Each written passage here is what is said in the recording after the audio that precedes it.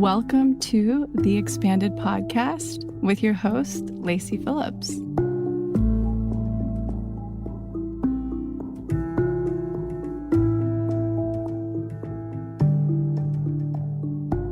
As a leading manifestation advisor with a process that's, radically different from the old New Age model, mine is rooted in psychology, neuroscience, and my energetic gifts. Therefore, I created this podcast to help you expand your subconscious limiting beliefs about the potential of deserving the manifestations you're calling in. In each episode, we'll walk through my expanders, a term in my manifestation formula signaling the people that already embody, have, or are successful in what we are looking to call in. These are the people that we witness through our mirror neurons on a subconscious level that expand us into knowing that our manifestations are possible as well. Especially when we hear about their background, their upbringing, their trials and tribulations, and any of their pitfalls that they had to experience along the way. Therefore, you're tuning into this podcast series to show your subconscious that anything you desire is possible. And by pressing play, you've already started the process of manifesting it. If you enjoy this episode, please leave us a review, comment, and share it with your fellow manifester that's struggling or could really benefit from the information that you're about to learn.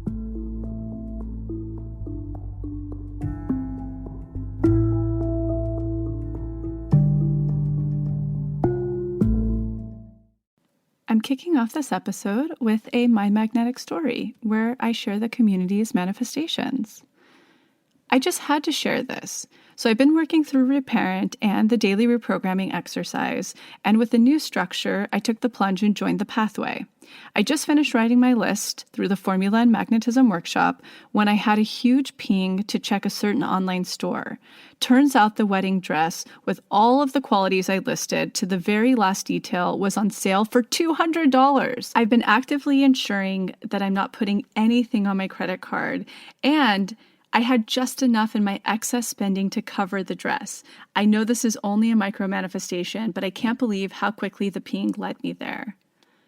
Thank you so much for sharing this. I wanted to share My Magnetic story that is just so quick and tangible when you learn the process, especially if you're doing the reprogramming work, which is what's contributing to your magnetism. The formula is what shows you how to do it. So I'm just so excited when those come through. And anybody who's wanting to join and try this now, just head over to the pathway where all of the workshops are included, starting at $24.99 a month.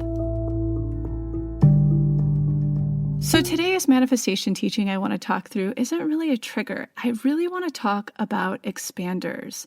So this will be expanders and introducing Lara Elliott, who you're going to go on to love from this podcast episode at once. So I first met Lara at the yoga studio pretty close to my house called Yogala. And when I first saw her, she was just this tall, stunning woman who had such a beautiful feminine presence and really this gentle healing component. And I went to a couple of she would sub for breathwork teachings where she did some Reiki in there and used essential oils. And I was just so drawn to her. And now Lara's gone on to be one of the healers that I see, I think, weekly when I'm in town. And she's been tremendous in the arc of my healing last year and just has been so incredible at bringing me back into my feminine as much as possible and really calming my nervous system, clearing a lot of energy. And so I really want to bring her up because she was totally unexpected. I had been calling in expanders who could really show me how to get into my feminine, to show me the way to go through motherhood in this wellness space, calling in a baby. And most importantly, Lara really served as an expander for someone who had trouble getting pregnant. And she goes in to talk about that in this episode, but she was such an incredible support and has been such an incredible support for me on this journey in more ways than one. So what I really suggest to everybody is expanders can come in many folds. And so Lara showed up in many fragments for me. She showed up as a fragment expander of how to get into your feminine, how to not be a perfectionist, how to heal. She showed up as a fragment expander, especially for the journey of motherhood that doesn't always look like what you think it will look like, and the trials and tribulations that can come with that for so many. So for you that you're just trying to find your expanders today, look for the fragment expanders, the ones who can really help expand certain aspects of your life. They can come from anywhere. They can come online. They can come from social media, in person, a friend of a friend, a family member you didn't even remember was an expander for you, someone in a movie. Really take note of those fragment expanders who really just help bridge those gaps for you in those fragmented ways that you're missing. So I'll forever be grateful to Lara for being one of these. And you're going to find this episode immensely expansive if you are into healing, if you are into Zen, if you're into motherhood. I mean, being in the moment, being in your feminine, there's very expansive information in here. So kick back and enjoy. We're here today with one of my personal healers that I actually see the most often than everybody else. I come whenever I'm in LA, if I can squeeze in the moment. I'm always like, Lara, do you have space for me? Well, first, let me let you introduce yourself a little bit. Lara Elliott, but I want you have so many titles that you carry, and they're so special that I want you to introduce what your medicine, your modalities. My medicine, practice. Yes. Thank you so much for having me. Very grateful. Hello, and I am an acupuncturist. I have 7 years, I think, of academic Chinese medicine studies because I lived in New York and then I moved to California, so I had to go back to school, even though I was already licensed in New York. So I have that as a big background, and it's very influential, important to my practice. And I'm a Reiki master and teacher, and it's a big part of my practice as well. I got certified in New York back then as a craniosacral therapist, and I think my first gateway into healing from being a fashion designer back then, I did a holistic health coaching program. Oh, yeah. So the very famous IIN program that a lot of people did. And it was beautiful. It was like a very profound gateway into the healing, first and foremost self. So that is all the pieces, and then breath work is a big part of my medicine or my offerings too, and that comes from my husband, who teaches it for a long time. Yeah, he's the one everybody sort of goes to that I know. He is the one. Yeah, he is the one, and or if anyone trained with someone else, then he trained that person. Wow. So through us meeting, this was a modality that, I think you just have to pick up because it's powerful. And I work with breath in every session, but this specific breath work I like to use when I work with trauma. Trauma, or when I know that it's important that we move some of the emotions strongly. Reiki does it too, but on a more subtle level, and breathwork does it a little bit more efficiently. Or it's more of a like yin and yang, right? Exactly. Like the breathwork. That's why I don't. Poor Lara. I have to tell the story because Max is Lara's probably like most faithful client. He goes to you whenever he can. He loves his sessions. He's like, and our sessions are so different because you know intuitively what somebody needs. He's like getting the needles and breath work and like all this stuff, and I need such yin that you're like all the calming nervous system and cranial sacral and doing all of these magical things. But I want you to tell your story of how you left fashion, basically, because it was sort of a reishi cappuccino that kind of lured you, right? Yes. So I was working in New York as a fashion designer and also in local production. So actually for really nice companies and doing a lot of creative work that a lot of designers actually don't get to do if they work for bigger companies. So, and who were some of the brands? They're brands that people love. A Piece Apart, which, you know, they're dear friends of mine and make beautiful clothes. So I was very lucky to work with those. At the very beginning of my career, it was Rachel Comey, who was also a teacher in so many ways. Opening ceremony, also at the very beginning. And then Number 6 was a company that I worked. That was my last design job for I think 2 or 2.5 years before I started my acupuncture program in New York. And my then boss, which we both know, Morgan. Yeah, exactly. Which is Morgan. Why am I forgetting Morgan's last name? Yakus. That's yes. it. Yeah, and you guys can find an article of her on the blog. She's a hypnotherapist now, and there's a really great piece on her for people looking for a hypnotherapist. Yeah. And you guys were working together. Amazing. And I think she hired me also because I had the holistic health coaching on my resume. Because she was like, she was already interested. Yeah, she was. Yeah, so it was amazing. Really fashion no more. Yeah, and she was. Yeah, we were talking about astrology. It was a really also very fun time working together and being very interested both in spirituality and in doing trips to LA from. Our studio was in Brooklyn, in New York, to LA for research, inspiration, and vintage shopping, and went on one of our trips to Erewhon. I've never been before, and it was, amazing. Yeah, which we always joke it's like basically a nightclub for wellness in Los Angeles. Exactly.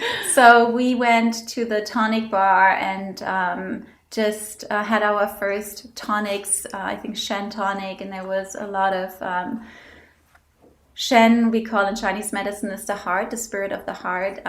So a lot of herbs that calm the nervous system and bring you back to yourself. Yeah. And reishi was a big part of it, and we loved it so much. We went every day. We stayed in New York, in LA for that time. We went back every day. We had a tonic, and then from then on bought all the herbs and made in the studio tonics every single day. And I said in hindsight oftentimes that I feel and then I started getting really interested in reading about the herbs, buying books from this man, the Dragon Herb books. Ron Teagarden, exactly. And Morgan ended up doing actually courses with him. Wow. And some years later, and so I started buying all the books, and I think that was the trip to LA was in springtime, and by the end of the year I signed up for Chinese medicine school. Wow. Because from the herbs I started ordering. I was like, this is,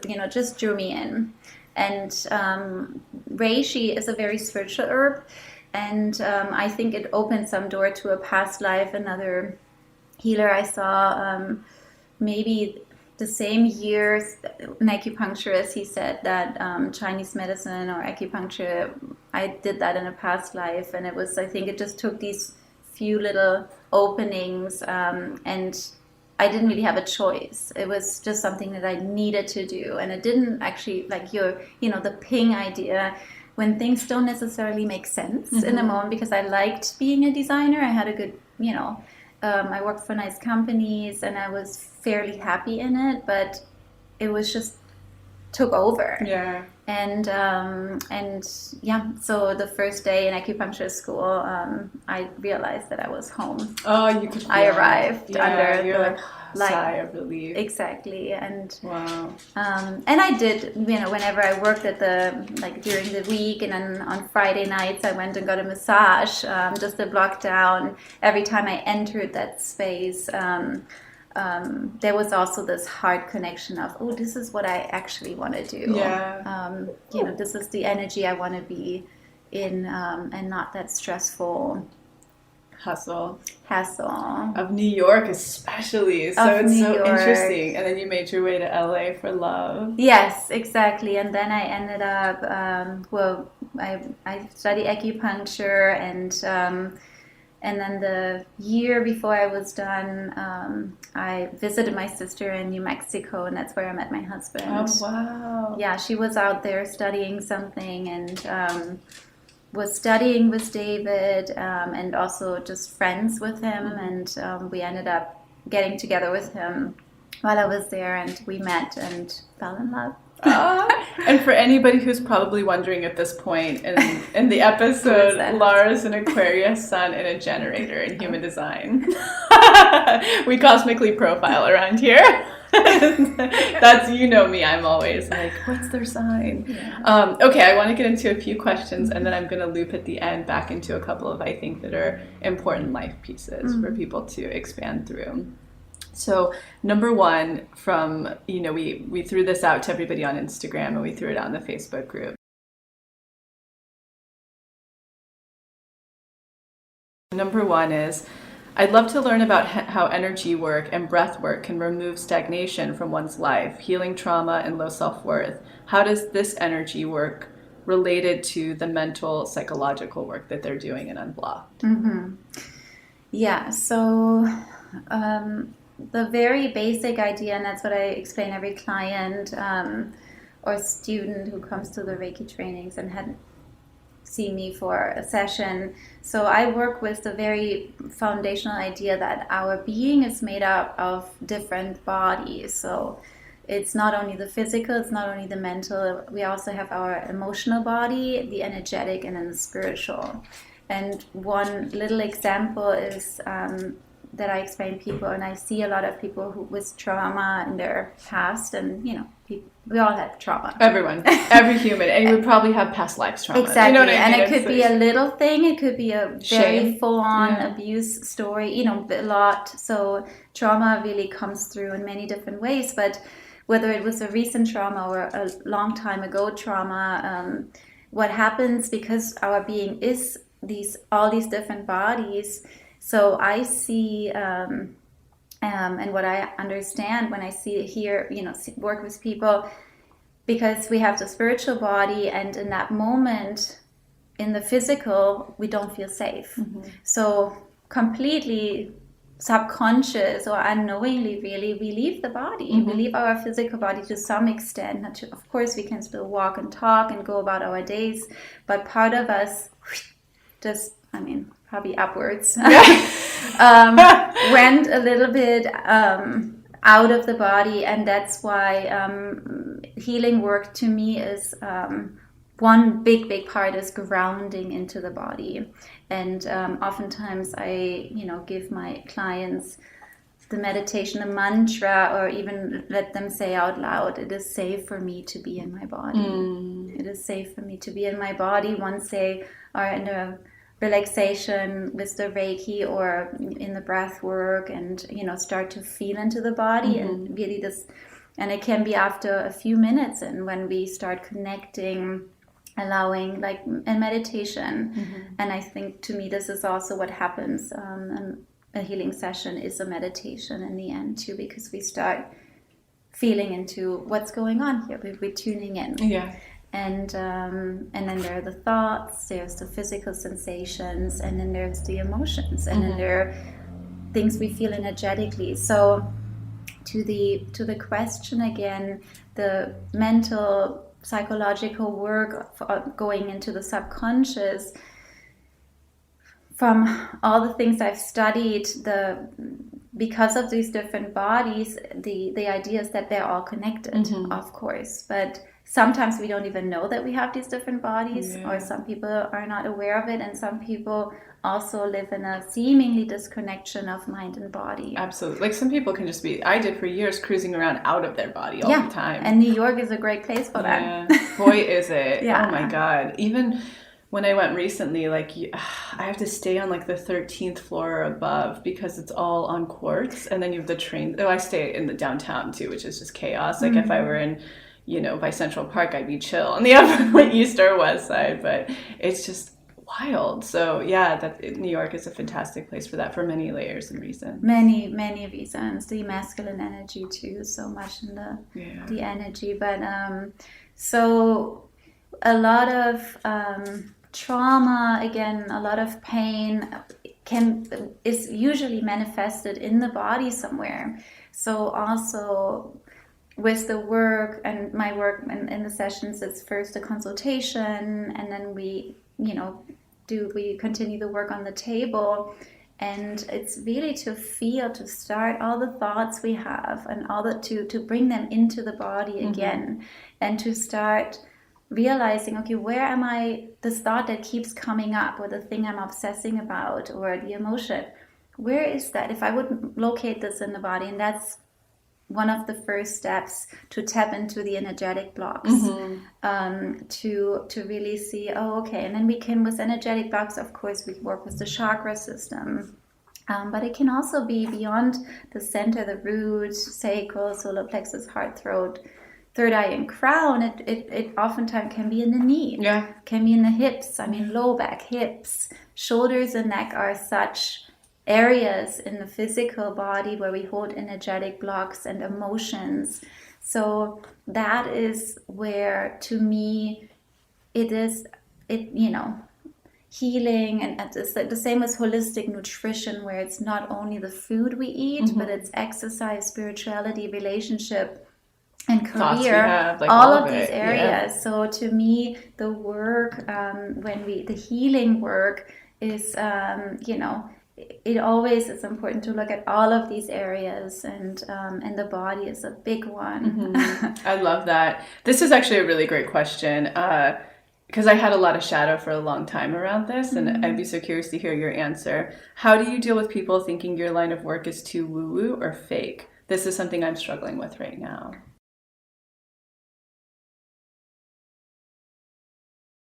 Yeah.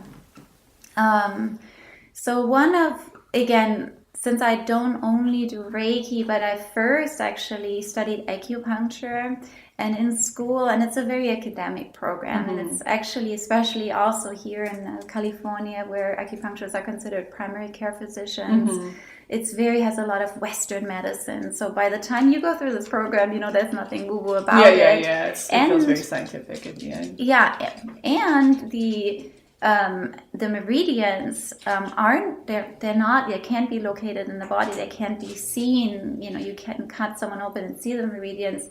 There is a relationship that can be drawn between fascia and meridians in some places, but it's energetic pathways, and that may seem very woo for people, but one of the things that I came about, because we did had research classes in the program in New York, and there are because there are very little clinical studies, because you have to have all the evidence, and it's tricky. So a lot of clinical studies that you find with acupuncture in good sources, there are usually when we start adding electro stimulation to it, or sham, and sham acupuncture is when it's pretending to be a needle.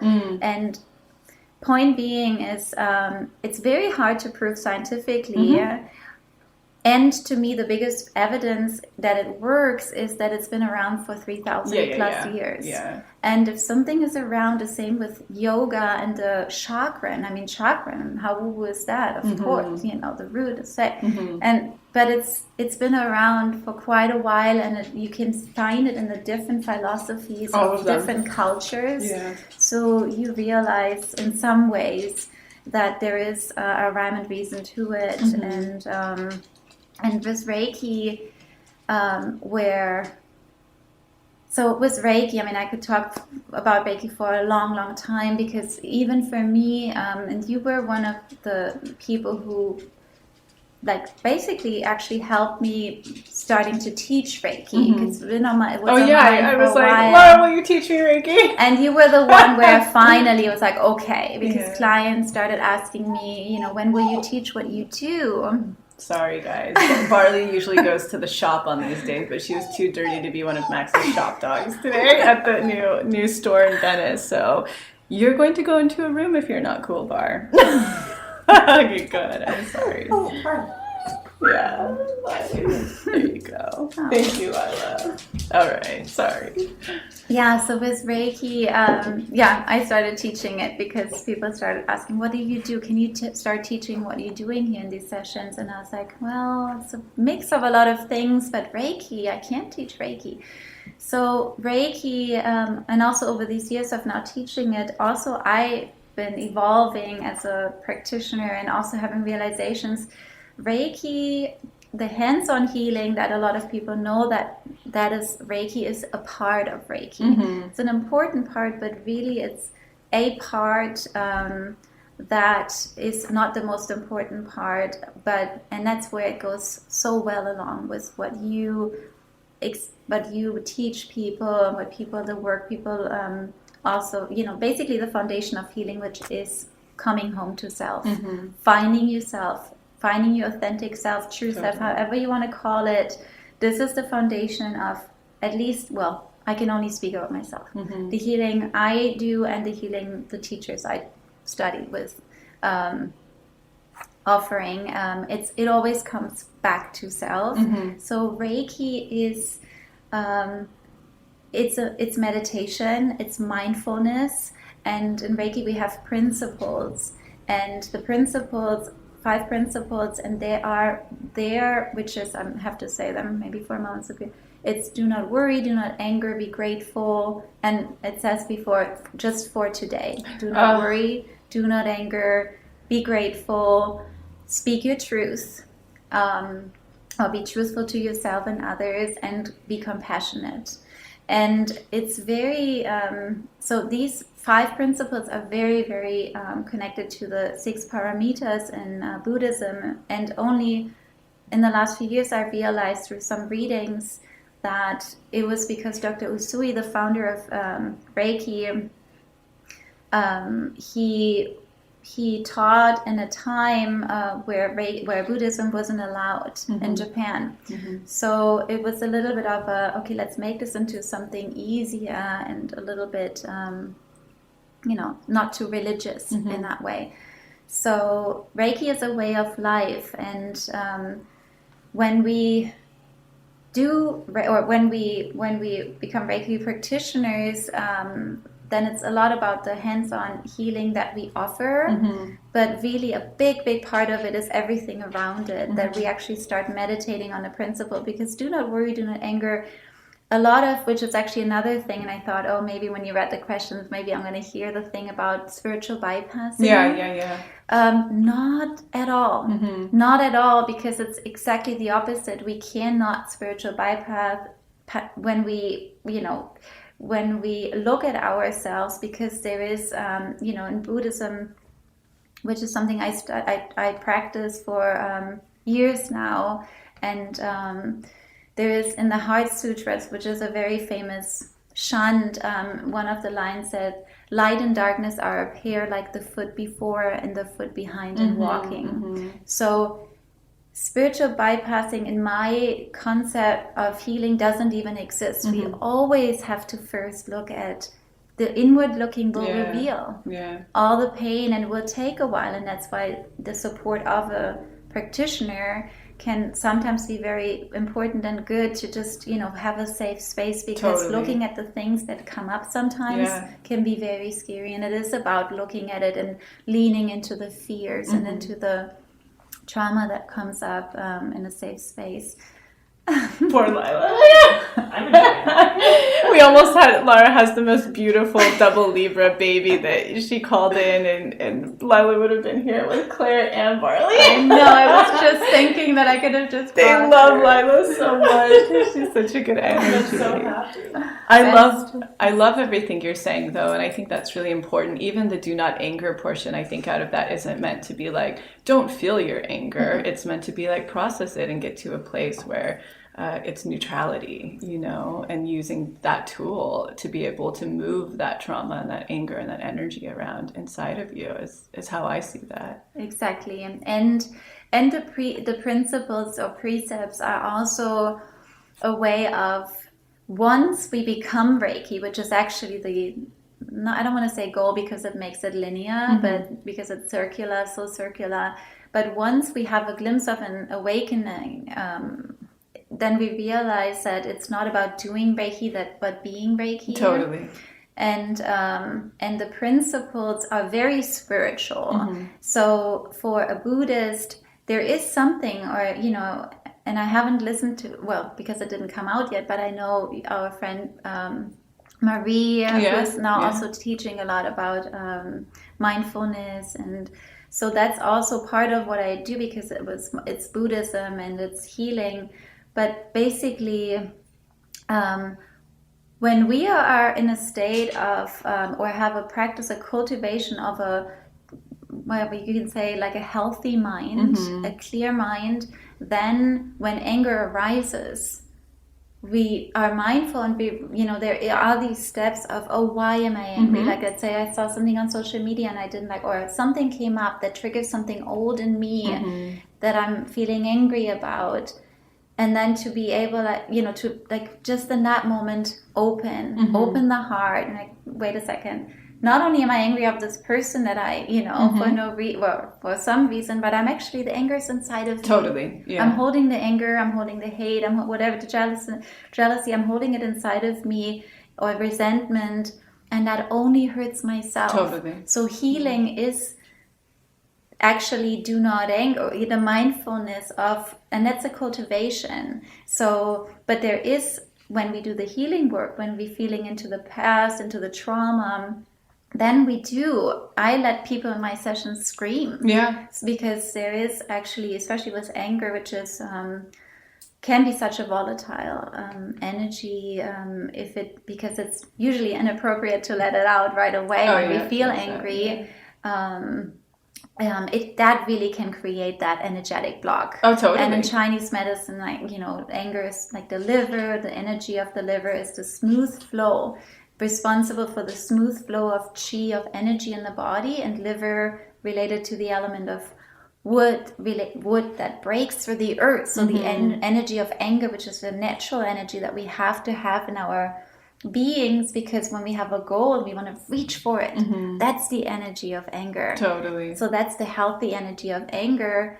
But I feel if like it's Max suppressed, encompasses that. I think you told him this once, and he just loved it. We were on a hike one day, and he was like, Lara told me I'm like wood element. Yeah, element. And I love it because she says wood breaks or something. So he was telling me. Yes. No, it's when we realize.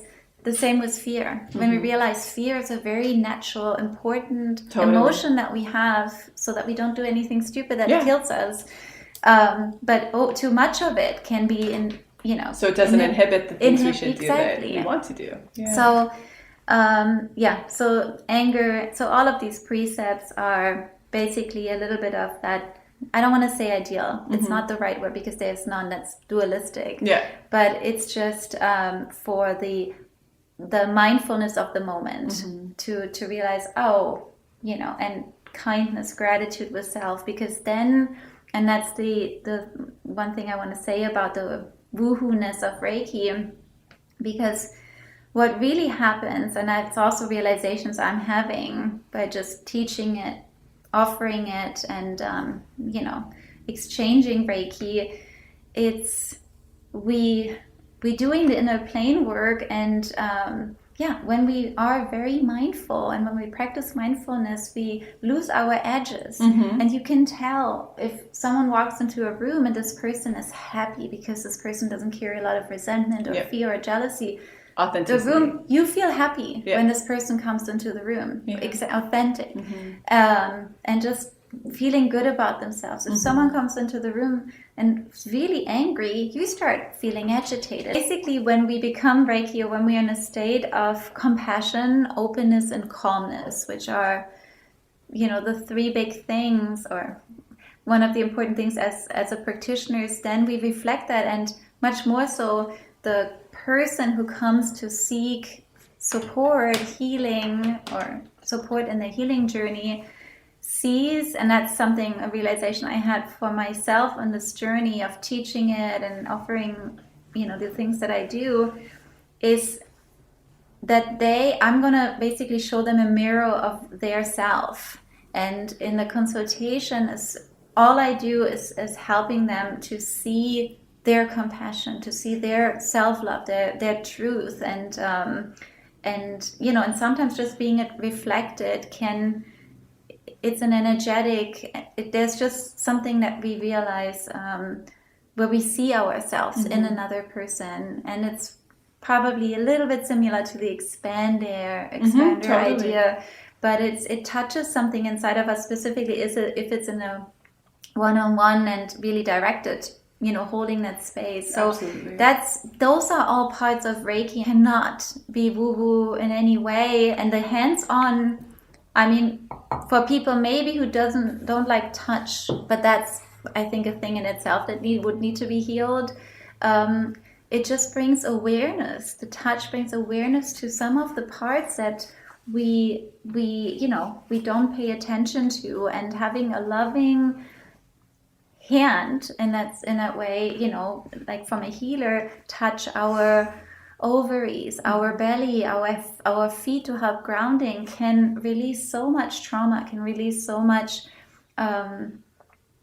blocks or emotions, first of all, because it's just also homecoming into the body, and also like sheds a little bit of light into those lost parts and things that we neglect. Totally. So there is so much. I think, and we maybe can cut it out if it's inappropriate. But when you read the question, my husband showed me the other day. Must have been on Facebook. I'm not on Facebook, but some funny photo of must have been from the church, and it was so it said Reiki is the devil or something like this, and it was black hands with fire around, and God. And I wasn't sure if he was joking. Yeah. I was like, what is? And he said they say Reiki, the Catholic Church says Reiki is like Satan. So I know. And They've I was always like, been pulling this. I was like, is that? Are you for real? Is this what? And that's I mean, I don't even know if it was real, because it's hard for me to fathom that something like this was real. Because Reiki is only love, and it's only compassion, and that in my world should be the center, the realization that that's the center of all religion. Totally. But that was pretty amazing to me, that I can see how some people can still think there's anything. I mean, negative is also for me to say. Like, I try to not really talk in dualistic, but like good or bad, or negative, positive, but. Truthfully, I think at the end of the day, all of that stuff just comes from fear of the unknown. People just don't know, so they're fearful. I mean, that's the case of I think any type of hate or fear. It's the fear of unknown, or envy. Those are the two options. But what I want to segue to really quick is I really want to talk about, because Lara teaches, like she said, I had reached out at some point. I think you had a couple of people reach out and were like, we want to learn Reiki. Where should we go? And, you said, I'm actually going to be offering a program. And so I was like, I'm signed up, count me in. I really wanted to do it for Barley, for myself, for when I have kids. And poor Max, his love language is like getting scratched. And he always asks for Reiki. And I'm like, not tonight, I'm tired. I'm so bad. Mine's like gifts and words of affirmation. I'm so airy, you know what I mean? So poor Max. But so when I did do your program, or your first teaching, I was a part of the first Reiki 1, level 1, which now you've gone on to do several, and you do Reiki 2, and they're very successful. But I have to talk about how profound I had no idea what to expect. And basically, at the end of it, you basically say, don't worry, you're going to go through this 21-day cleanse, or basically I call it a conscious upgrade, because within those 21 days and after, I moved to such a different vibration of being, where I was like, oh, this isn't woo-woo. Like, I'm a different person now. I'm literally vibrating at a far higher frequency than I did after those 21 days. And I've had multiple friends, and other friends, an actress friend of mine, Anastasia Griffith, she also did a Reiki training program, and she was like, what the fuck happened to me? So I want you to talk about that upgrade that happened.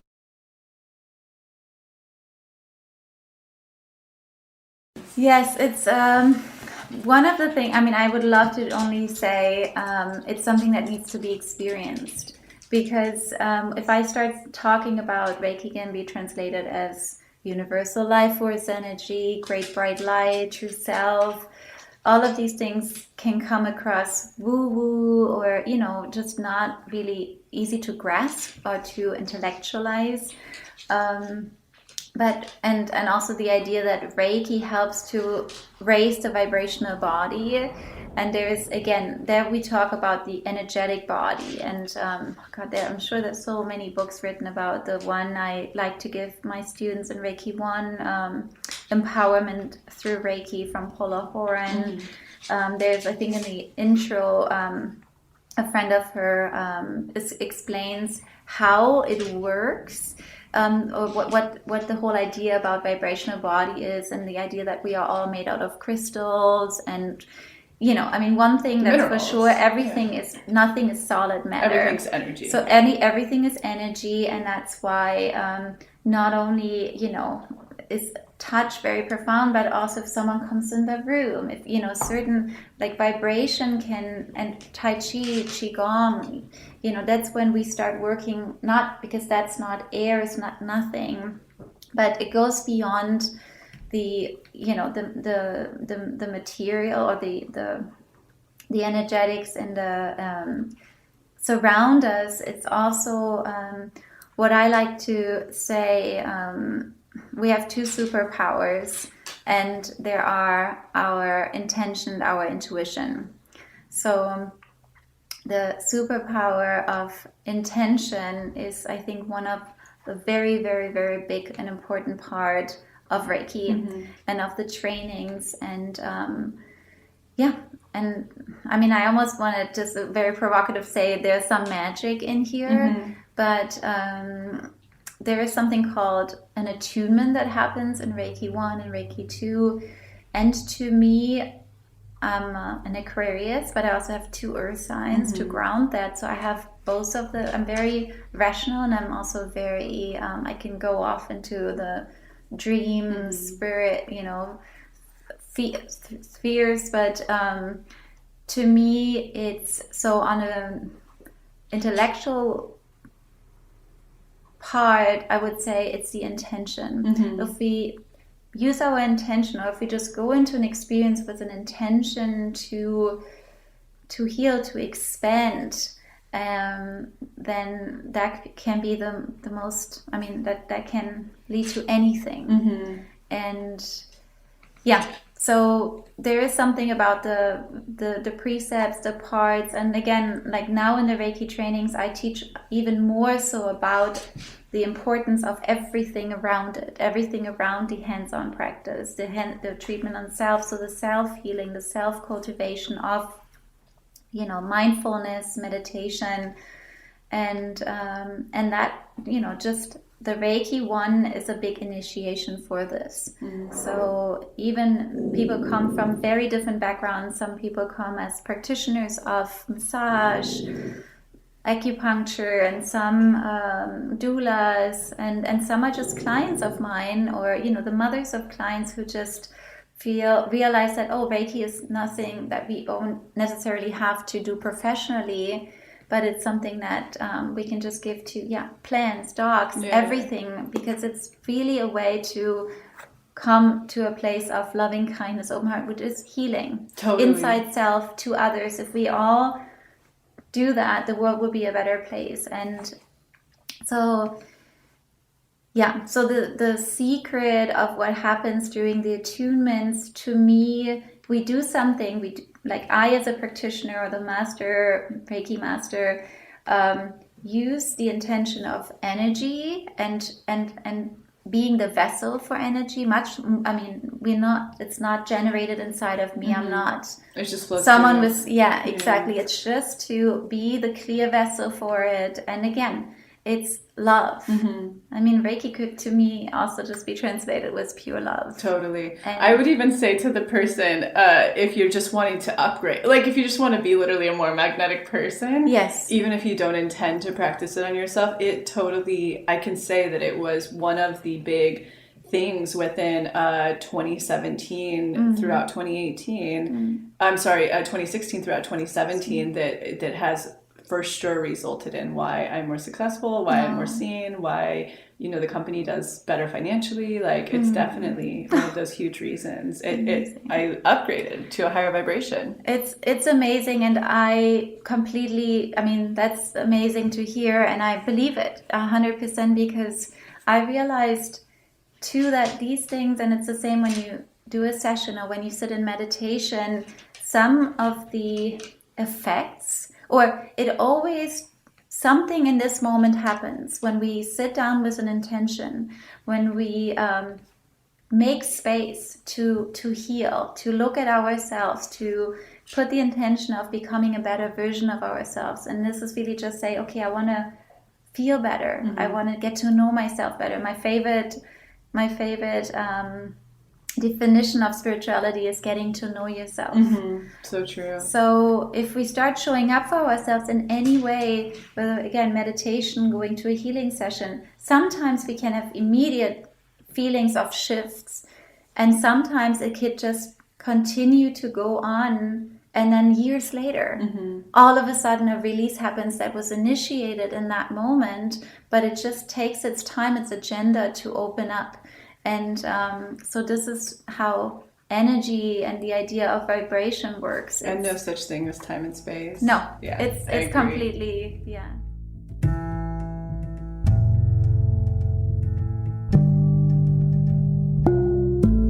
So I'm quickly interrupting this episode to invite you, if you're ready to start your manifestation journey, or if anything you've heard in our manifestation episodes has piqued your interest, to begin.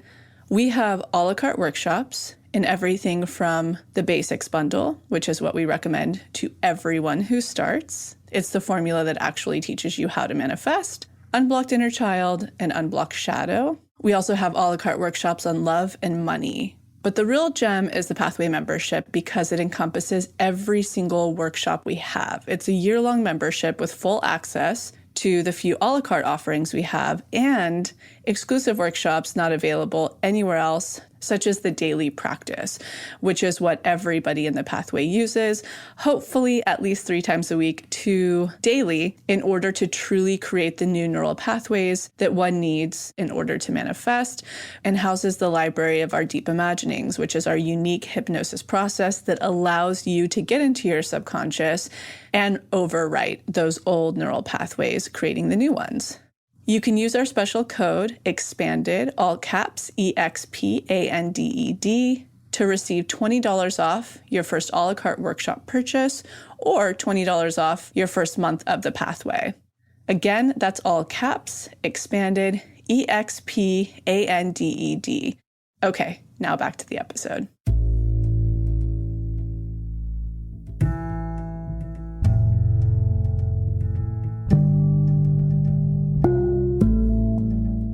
This person said, I just got my master Reiki attunement recently, and I want to begin starting a business. I do differentiate myself from all of the other healers, or how do I do that? I know we all have different things to bring to the table. How do I make myself stand out?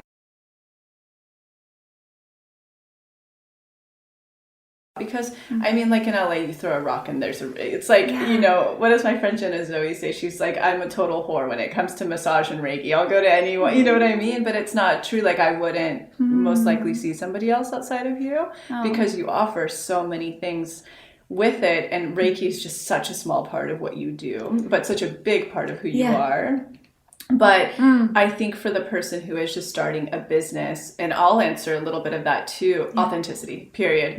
Whatever lights you up, Reiki is just going to be one part of what you know what I mean? Like, you're going to create your own modality, your own thing. So knowing that, and I'll throw the floor over to you too. Yeah, 100%. And I think when you and I met, you know, we knew we were like, the vibration was already so much the same in our belief system, and what we came to understand through our path, like so far experiences in this lifetime, when you realize, you know, that's why the whole, what you've sharing the manifestation work is exactly what I believe in, and what I, you know, maybe sometimes in different wording share with or have shared like all these years with my clients. This is such a beautiful question. I'm so happy, you know, to talk about this, because I see it in the Reiki. My husband, who teaches the breath work, you know, that's also a whole ripple effect. And he's been teaching it for 20 plus years, but it's become a little bit more popular. Like Ashley, I know it's like a big, she studied with him a few years ago, and, you know, just names popping up. And so there's so many practitioners out there seemingly offering the same. And it can create like strong feelings of competition, or fear, and then, you know, or and not fear, good enough. because it's also the root chakra. It's like, you know, when you start doing something that you feel drawn to from your heart, and it's, spiritual, and then you end up saying, oh, I have to actually make money with it. It's just that very... And it's also the this solar plexus oh yeah, too. yeah. Where it's like the whole, exactly where there's also, there's where, the whole worth, addictive self-worth, yes, addiction, money, codependent, money, exactly, creation, creativity, all of this good stuff that we all, have so much beautiful healing around. Being in the body. So yes, it is and I think we're totally in the same, like on the same level there.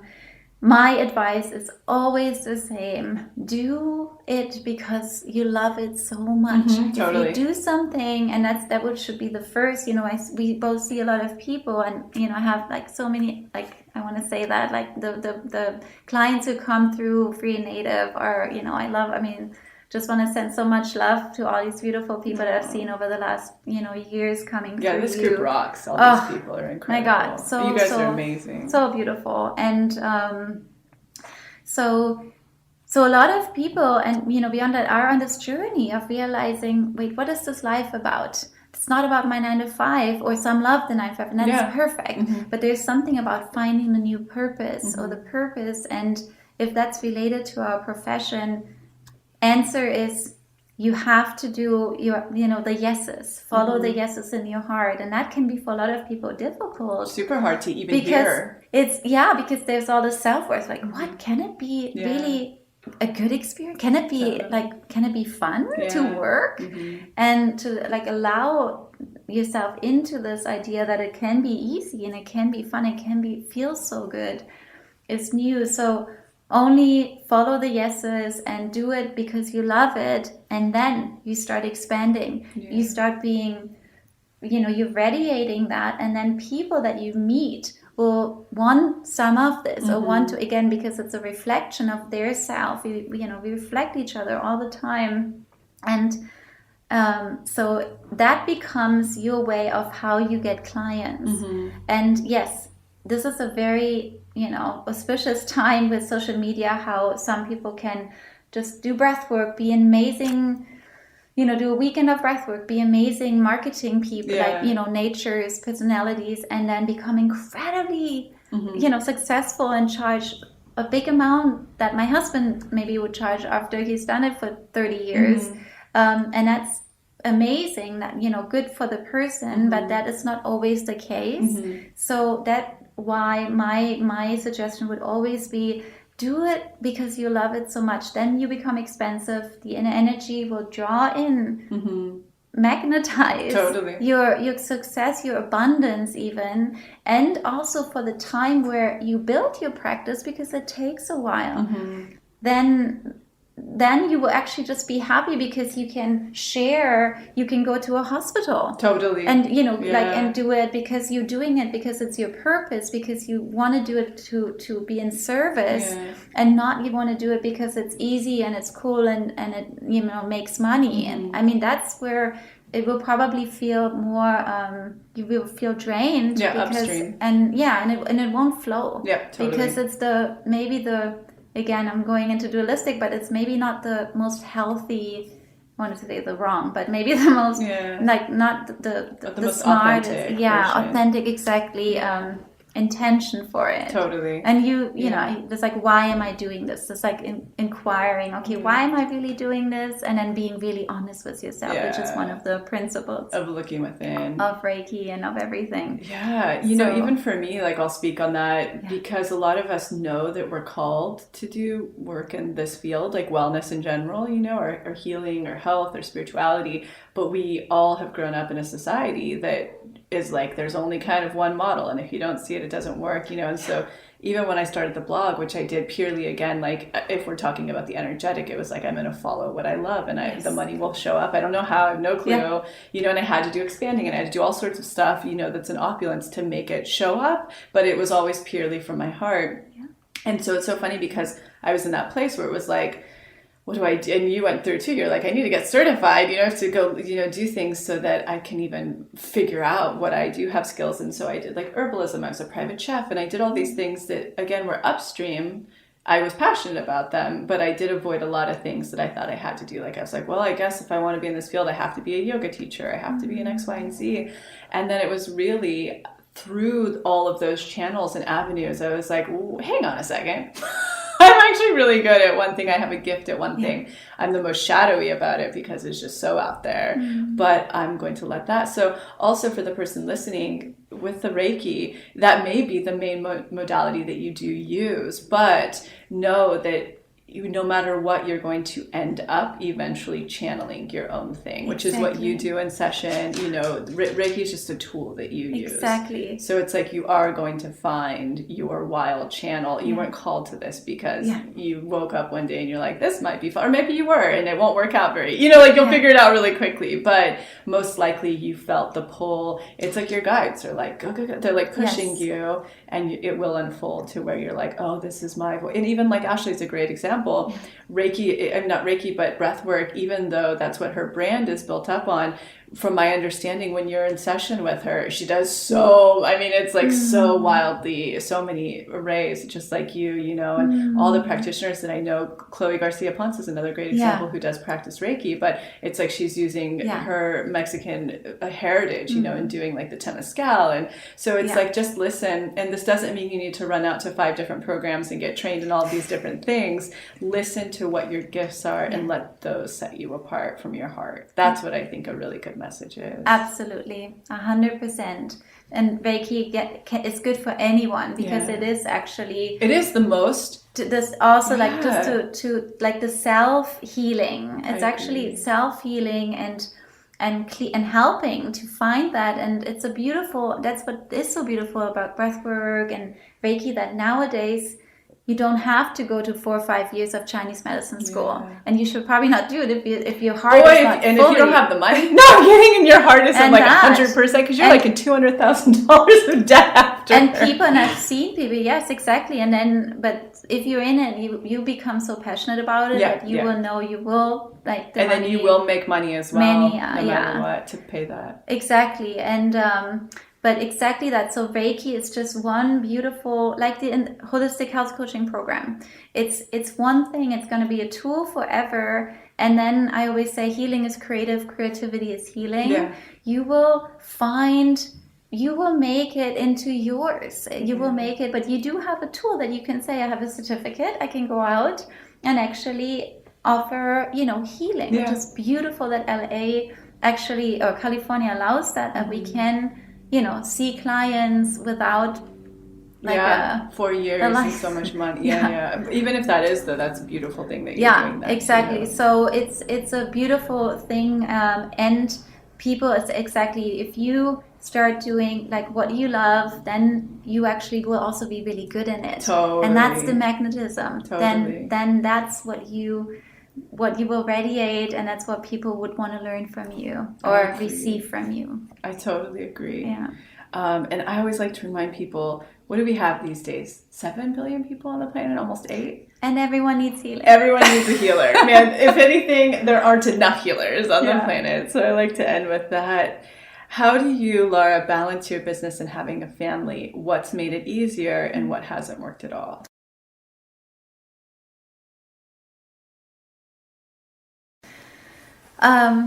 Well, it's interesting.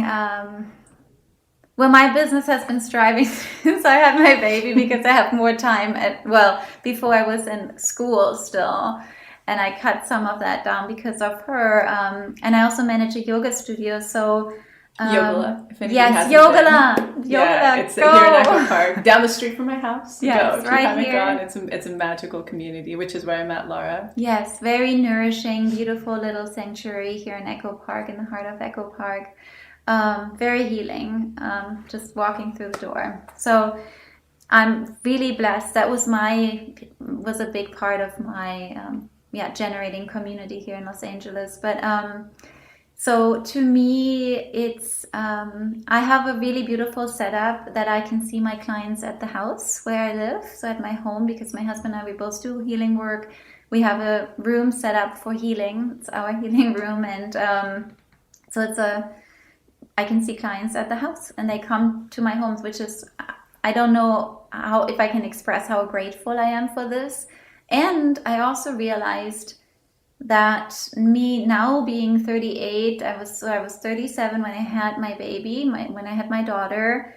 And I think back then, or, you know, when I was younger, I always said I want to have a child when I'm 28. Yeah, I did that too. Yeah. So maybe it didn't happen then because it needed for me to be the setup. Yeah, yeah. And obviously also the partner, my husband, and all of this. But so that is a very helpful, you know, element that I'm able to see my clients, that clients come to my house, for me to be also a very present mom, and just a mom that I want to be. So in that way, I have a setup. I have it, you know, with the nanny a few days a week. I don't see clients every day.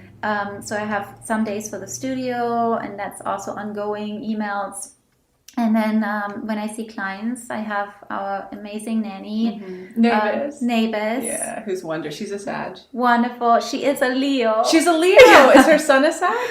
I don't know. Maybe she is. You would remember. I remember that now. You would remember. She's really cute. She's amazing. Yeah. She's amazing. A mom of 3 boys. Wow. Really, really. An angel in my life, and you know, my daughter's life. So I have her for the hours I see clients, and which I also feel this is my way of not feeling not like my, you know, how some mothers, you know, a lot of moms have to go back to work, have to leave the house, and then there's so much energy. And so there's this, you know, I see a lot of moms who have to come back home finding themselves after, you know, getting lost in, you know, the masculine, and also just giving so much to the children and having not enough time. So that to me, I mean, I do, when I talk to people about it, I think just having this set up the way it is. Also, the yoga studio is just 18 minutes away. I don't have to drive to the other side of town.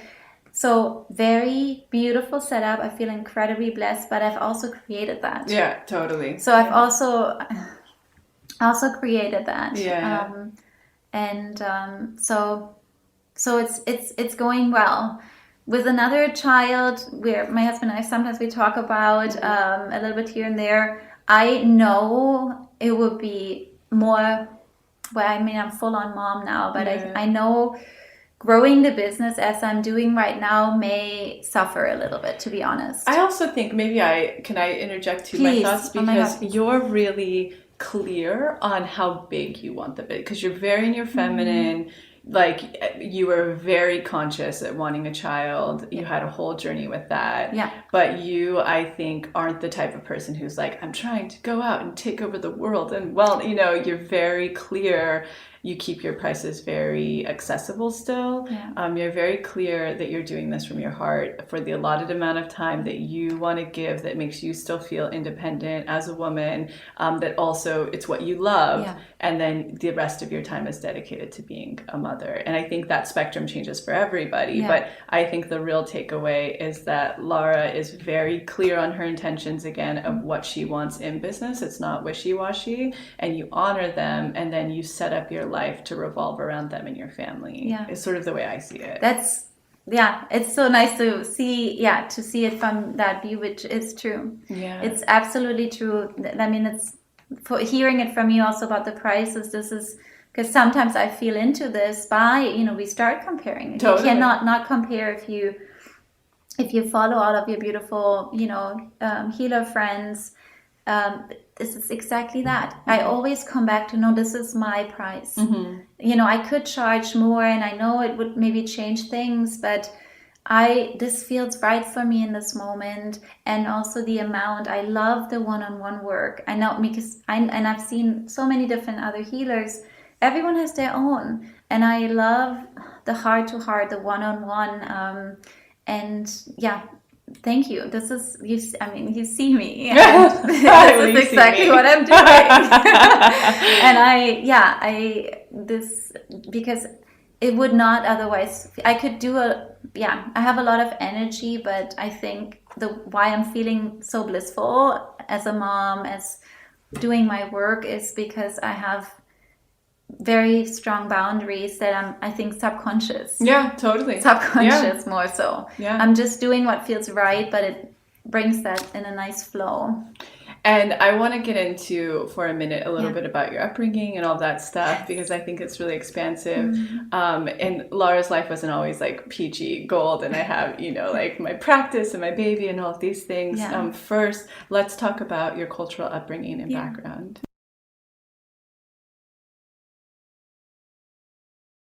Yeah, so I'm from Germany. Most of you can probably hear that in my voice. They've been wondering this whole time. It's German. Yes, and I grew up family of 6, so mother, father, and 3 siblings, 2 sisters, 1 brother, and actually so I love my parents, I have to say, as a disclaimer, amazing people, and I grew up in a household with, them fighting all the time. I mean, just because we talk about healing, and I'm very, very transparent. I would consider myself very honest. So that is maybe what was, something that really, where I feel in my own healing journey, just like growing up in a family that is very, like a beautiful neighborhood and like in Germany, and a more like a little bit more countryside, but close to a bigger city. But definitely not in the most peaceful relationship surrounding, and parents also who, not maybe my father too much, but my mother, she very much included us. In the fighting. Yeah, well, I mean, the fight, it was more so the, you're a father, and yeah, so that's a little bit of that aspect to my background, my upbringing, and then just, I mean, also, I mean, that's what sometimes we talked about it, or I might have brought it up, just realizing moving to New York, now 14 or so years ago, maybe going on to 15, I don't know, 14. And then meeting a beautiful, like, German family, I call it, there over the years. I lived in New York for 9 years before I moved to Los Angeles. But I realized that we all had a little bit of a similar response when we met other Germans, or a little bit of that, even when we were in a restaurant, and then, and then we were hearing other people speaking German, almost like a little bit like holding back, so and versus then our Spanish friends or Italian, like, oh, hi. So over the years I was like, wait a second, this is, I think, because of the history of the history. Absolutely. So there is this deep second chakra, whatever, shame and guilt, that's just, the obvious reasons, but ingrained in a generation that is really not, wasn't part of that history. And so I realized, that was a big part of my healing journey, because there's a lot of, and I think still in this culture, finger pointing, shame, guilt, and kind of a little bit, and also after war, like kind of, there's not a lot of openness about, I earned that much, and that's thinking about self-worth. It's exactly like that, creates exactly the opposite of like trying to hold back, of making yourself small. And I think that's a little bit the culture I grew up in, or at least what I've realized in my own life. There was a lot of jealousy, a lot of finger pointing, and a lot of just not like the opposite of generosity. And obviously you can never generalize. Every culture has, or country has everything, at least in my eyes. And so beautiful people, and or just, and there's a lot of suffering, I think, from the history that goes back into these areas. At least that's what I experienced in myself. So that's a little bit the background. But one of the things that really also, I think, influenced me was my parents' love to travel. So my father used to be a mountain climber as a hobby. So German. And I mean, the Germans love hiking, and I do. That's very, that and like homeopathy German. Is like what I really think of when I think of Germans. Yeah, you go anywhere hiking, trekking, anywhere on the planet, and you probably come across some Germans. But who are like booking it up like elevation, not even like cracking in sweat. Everyone's like taking Advil and stuff to thin their blood, and Germans are like, whoop up the mountain. big deal. We love because I grew up outside of Yosemite, so we would see like Germans love Yosemite. I mean, everybody loves Yosemite. Love hiking. But, yeah. And so yeah, he climbed the mountains in the Himalayas. So he took us to India, Nepal when we were really young, and that was, I think, a big. So next to Reishi, that brought me into Chinese medicine. I think just growing up around a little bit the culture of Buddhism, but also these beautiful countries and just, you know, cultures where you come back home and you realize, even when you're very young, and it like takes a little time to integrate, years, you know, decades, how, you know, we live in a culture where things are for granted. Totally. So I think those are very influential, was very, very influential for me. And I want to give that to my daughter too. And just, you know, traveling is so expensive because it's so important for self-growth. Absolutely. And for the person who still denies the oneness and consciousness of the whole human family, you want to know how to break that, go travel, period. You'll stop questioning that when you really do travel, because you don't have to travel to do that either. Like, I like to make that segue for the person who gets really caught up in all the tension of the world and stuff like that. If you want to tap into that oneness and consciousness, read biographies, go watch documentaries of other cultures. Like, that's how you really get into that space, because it really is the truth. So I think it's so important that you're mentioning that is your intention as a parent, to expose Claire to all of these different cultures. And there is this idea, or the expression of in Buddhism, the tourist mind. And that's just the idea, because when we travel, whether it's to a different state or a different city or a different continent, we are out of our comfort zone. So in that, we are actually mindful, because we're in the present, more so than driving just, you know, the 500 times to a grocery store and like not even looking at the road, because it's so subconscious. We're taking everything in, and I think that's already in itself, you know, I don't know, healing, but it's a good thing.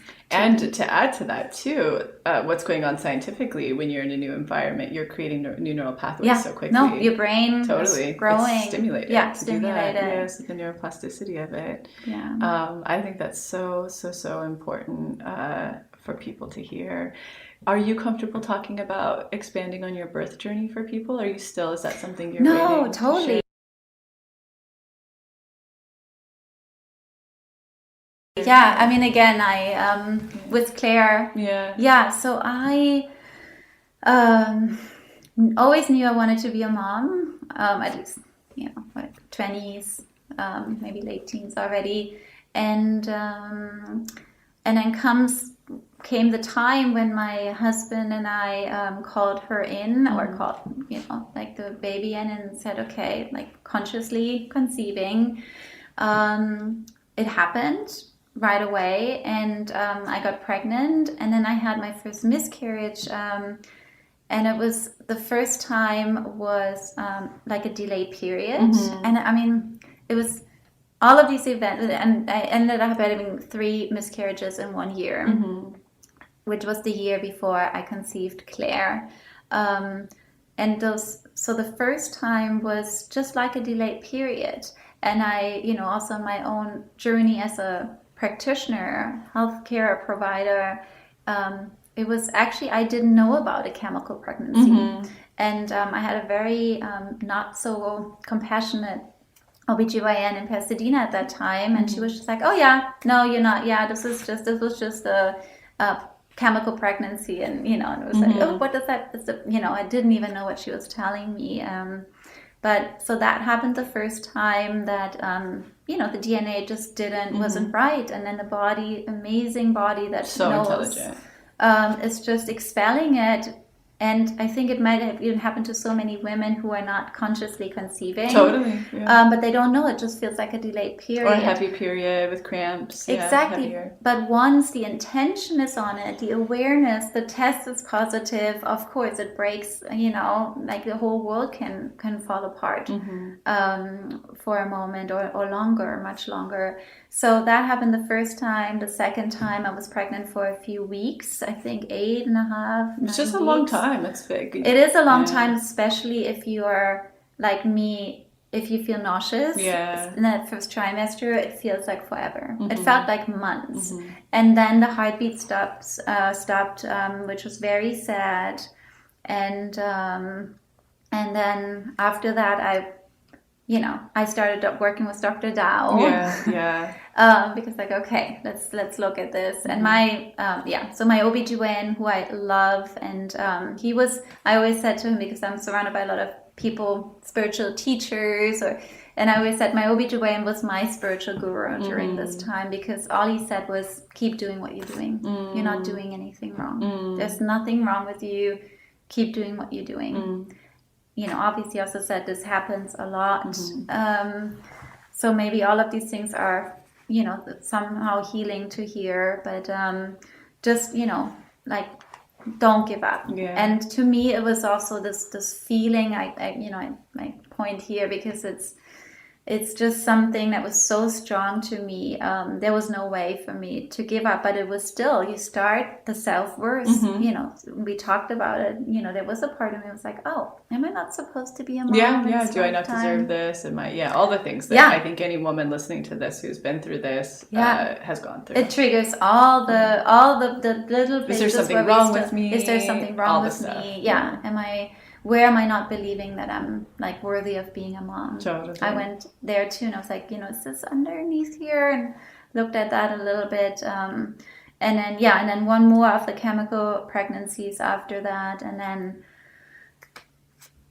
at the end of the year, turning into the new, Claire came in and stayed. And of course, that journey was intense, because I think all the way until the second trimester, or even further in, every single day, I was afraid I would lose the pregnancy. Every single day, I was like, when I was bleeding or like a little, and I had that happen. So I saw my doctor, I think, every week. Wow. For the first trimester, every week to check in. And I think he did it for me. Oh, yeah. I'm sure he does that for so many. Yeah, I think he was just like, let's get her assured that the heart is still beating. And was very nauseous the first trimester. So it was pretty rough. And then once I finally was like, okay, this is going to happen, it just turned into bliss, and that hasn't ended. It's just, since then, it's been blissful. You've had such a different, I think, appreciation too for being a mom, having gone through all of that. No, I was, from then on, I was so ready to have her. Also, and I maybe want to say this now, take the opportunity, because there's the whole thing about vaginal birth, natural birth, C-section, this is great for expanding. And I had a C-section because of slight complications with my body. And maybe some people would even say, oh, you could have just waited and she would have come by herself. I had a C-section, and I had a really positive experience. So I didn't feel shameful around it. I had a moment when I was told, it was not planned, but it was in the end scheduled. And by the time I was told by the doctor, maybe we'll have to get her, or we should think of getting her with a cesarean. I had a day and a half that I fell into a little depression, because I felt a little bit of missing out on the real deal of birthing, because you're actually so afraid. Like all these, you're like, how am I going to get this? Crazy. And then you're like, no, this is not going to happen. And you're like, and I want to be in agonizing pain. Like what? And no one way is the better. I agree. It's what's right for your body. I had a good experience with a C-section. Yes, it's in many ways, but I also don't, because of what I do. Maybe when I was young, when I was 18, I interned in a hospital. I don't have fear of hospitals. Me neither. I have to say that Not too. At all. I actually like being in hospitals. Same. Because of my medicine background. I find it, I'm interested. And I think it's worth saying that we're empowered enough to know to say, like, no to that, yes to that. I had a mom who was a paramedic, and I think she imprinted this in such a young age. I mean, I think I was like 5, and I was really sick one time. And at the time she was working in trauma ER, and I was like, Mom, I'm scared. Like, what? It's the hospital. And she was like, Lacy, if I'm sick, I'd walk in there and strip off all my clothes naked and get treated. She just didn't. And so ever since, My mom is similar. Maybe it has that Libra energy. That's right. And yes, I do know, and I have clients who, if you have someone passing in a hospital, or your parent, from cancer, and you had many visits, of course, you don't have a good association with the hospital. But just want to say it, my experience with the C-section, to make it about the C-section itself, was fine. I had, something happen afterwards, but I was so ready to have this baby, healthy, alive in my arms. So that was my journey of conceiving, and I feel grateful. It can be quite a journey. For some people, it just happens. For some, it's a year-long, painful journey, and I just want to encourage every woman or couple to get as much emotional support in any way, because you really go to the darkest places, and also just trusting that deep feeling of wanting to be a parent, and knowing that you will know if it's ego. I think it usually is. I even sometimes say it's a memory that we know in this lifetime we are parents. So we just like, when is it going to? And I feel it. My desire, the strength of the desire for me to wanting to be a mother, is equals my love to my daughter. So I have. To me, it's like, wait a second, that's the same. Same. And it's so a congruent energy. I have the feeling that's so. I want to encourage people to end. When medicine, when nothing of that is possible, there are ways of that's what I want to say too. Like Follow, like you were saying, trust in that instinct that you're feeling. And also, I really want to say, because I think this is so important to expand for the people who are just like, I don't think I want a kid. It is so my God. It's almost noble. I'm jealous of you, because I know in my heart I do, but I just really want to expand that person. I have so many friends who feel weird about saying that or bad about that, because society programs something, and it's like, no, there's a reason, to trust that too. But for the person who does feel that longing and that connection. And that was my, exactly. I was talking about my deep feeling of that. It will come, like in one way, shape, or another, however it ends up being. It's perfect for you. I've had to learn that myself, and I'm learning that. And I think it's a really beautiful thing to hear. Either way, follow, that core want and essence of how it looks for you. Yeah. And, and I know I have dear friends who can't have children anymore because of, physical hysterectomy, and so there is there's other ways to, but I think that the feeling then will be there. You will know if you want to be a mother, and that child, once the child is in your life from adoption, from foster care, from birthing it yourself, you will know that this is your child.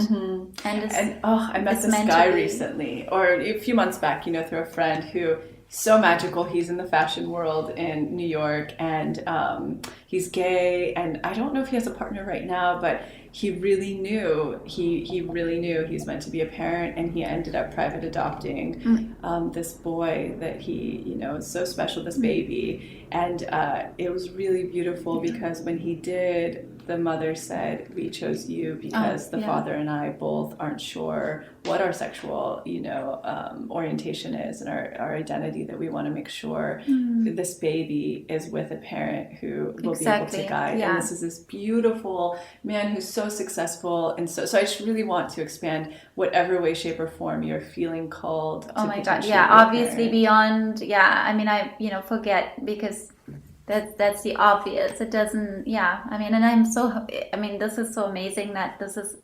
available now these days. Amazing. It's so amazing. So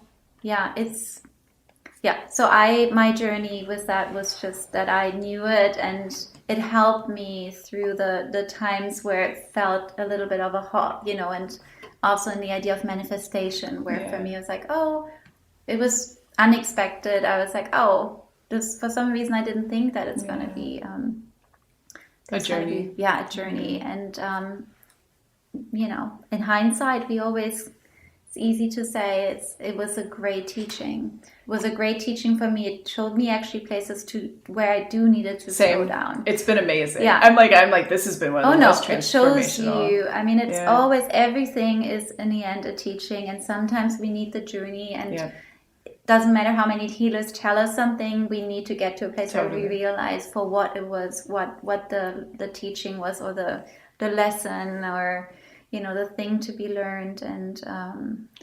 And one thing I like to have all of my people who have a different native language say, if you can, in German to the camera, because you are someone who did transplant to New York, you followed your dream and became successful as a designer, and now as a healer, you manifested your partner, you manifested your child. Like, what would you say to expand the person sitting in Germany right now that's like, is any of this possible? And if you'll say it in German? Yeah.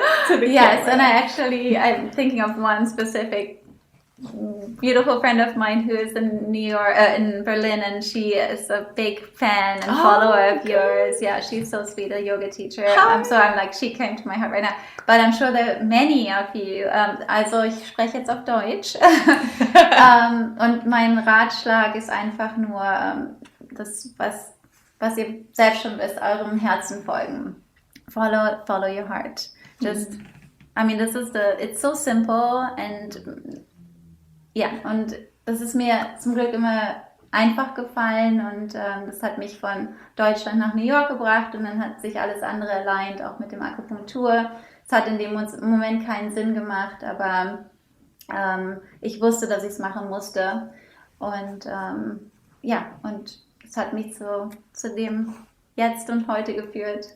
So it's to me it's as simple as that, like, you like also like reconfirming the idea about the yeses in the heart. Yeah.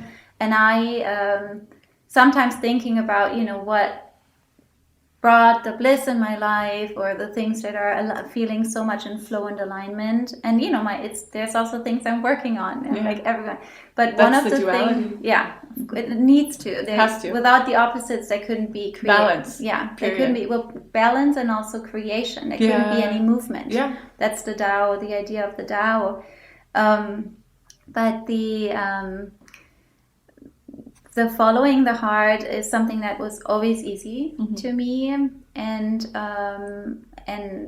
I also I say one of the things I have going for me, I'm not a perfectionist. Yeah, you're lucky that way. It's I am. You're very humble at not being. It's such a lucky gift that's not one of your blocks that you're having to struggle through. Because it comes with so many things, and I really. And it makes me the person who sometimes has the messy hair. Yeah. Oh, yeah. Or not, the perfect makeup or whatever it is. But it's, I'm not, I don't need to be perfect. And I know there is no such thing. And it's not only about hair.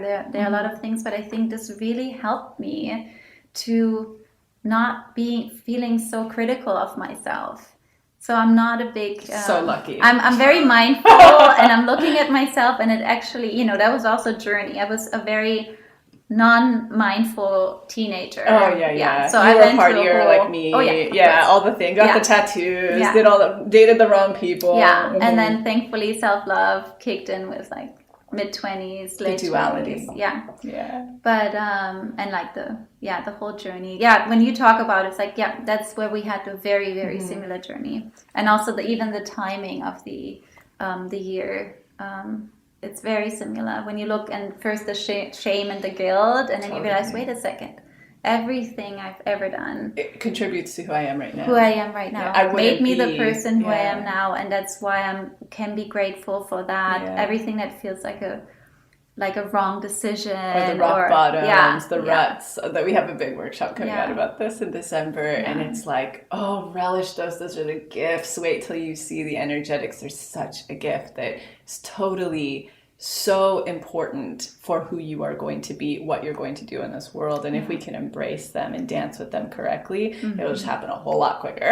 Yeah. It's special. And it's such an individual journey for us to know that intellectually. Yeah. Oh, yeah. And then to eventually integrate it. And that's where I feel the healing journey has such an agenda. Yeah. Where we also, as healers, and I want to make this clear, I am calling myself a healer, and I really am a facilitator for self-healing, to remind, whether it's the body, to remind it like what it already knows. Totally. So it really is, I see it that sometimes I see clients, and I say them certain things that they understand in the moment. They even have this blink in the eye and, this understanding, and it makes them feel better in the moment. And I know, or even see them going through other journeys, and then only years later is when it clicks. And you see that with me all the time. Poor Lara's like, I told you that the first time we met. What's going on? Yeah, it's so beautiful. It just shows me over and over again that we need this. Yeah, this journey. Is our own journey. Totally. And we can understand,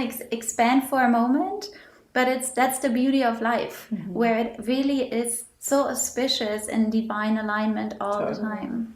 And then we realize, oh my God, all the blessings of in hindsight. In disguise. Yeah, in disguise. Yeah. Where can we find you, Lara? How can we come and do a session with you? And how can we come learn Reiki? So sweet. I have a website. And it's laraelliothealing.com. My Instagram is very like how I am, I guess. Yeah. A little bit like butterflies, my daughter, like Claire, Reiki, and that's what I do, and the yoga studio. Yeah, it's not a very professional. Again, that's where you see the non-perfectionist. Yeah, it's great. Yeah, it's fantastic. And it's just who I am. So I have an Instagram, Lara Elliott one. But yeah, the website is the portal for my healing, and I announced the trainings there. I have a Reiki 1 training coming up December 8 and 9. Great. And And when will the next one be after that, if this doesn't come up? I have the one Reiki 2 in beginning of March. The dates are on the website. And then I have an exciting addition. And it's a training that I basically created myself, integrative Reiki, because that's what I do in my sessions. So in that one, it's for Reiki 1 and 2 practitioners who did Reiki 1 and 2. And I'm teaching further into like basically all of what made me be the healer, and I'm like still growing and evolving. But so parts of the Chinese medicine background, the 5 elements, the Taoism, Buddhism, Zen. Now I realize my whole Zen practice in New York that I've done for some years is what drew me into Reiki. Totally. So it just all makes sense. Yeah. And so ways to feel into energy, feeling energy in your body, like helping to navigate the energy in the client's body. So I call it integrative Reiki class. Perfect. And it may actually end up being integrative Reiki 1, 2, 3, who knows? But for now, the first class is scheduled for, I put it on the schedule the other day, but I think in February. Great, perfect. Okay, cool. So it should be on the website. If it's not on the website, it's going to be there soon. But I'm excited. Oh, thank you so much for being sharing here. this work so much. And if you guys are interested in learning Lara's opening meditation that you give us and supported, as well as the energy practice at the end to be able to practice into your daily life, go pop in there now. Thank you, Lara. Thank you so much. Thank you so much for tuning into the episode, and I hope you enjoyed it as much as I did, we did. And in case you're not totally ready to join the pathway yet, I wanted to share a few of our free offerings that I'll often suggest to people as a little bit of a blueprint to get them started on their manifestation journey. The first place I like to direct people completely for free is the motivation. You can see it linked below or on our homepage as our testimony library. And it's categorized by different subjects, whether you're calling in career, money, love, wellness, and much more. When you're reading about a member's experience of what they manifested, you're actually seeing to believe and showing your subconscious that that very thing is possible for you. The second place I like to direct people is to the free clarity exercise, which is also linked below. In it, you get to try our own unique hypnosis process, learn about the science, and some journaling prompts. And the best part about this, you'll get a tiny taste of what it's like to go into your hypnotic state, bring your subconscious forward, and create new neural pathways while receiving clarity. And the third thing, if you haven't listened to it on this podcast yet, please go back to the episode titled Manifestation 101, where you'll learn the basics of neural manifestation to truly understand this process. So go ahead and check out those free resources, the motivation, the free clarity exercise, and the episode Manifestation 101, all linked below. And in an effort to make sure to have representation in this process series, go ahead and submit any process testimonials you have, especially to our LGBTQ plus community, our BIPOC, as well as the Ys, which is anyone in the community who is 45 and over. All right, we'll be back next week.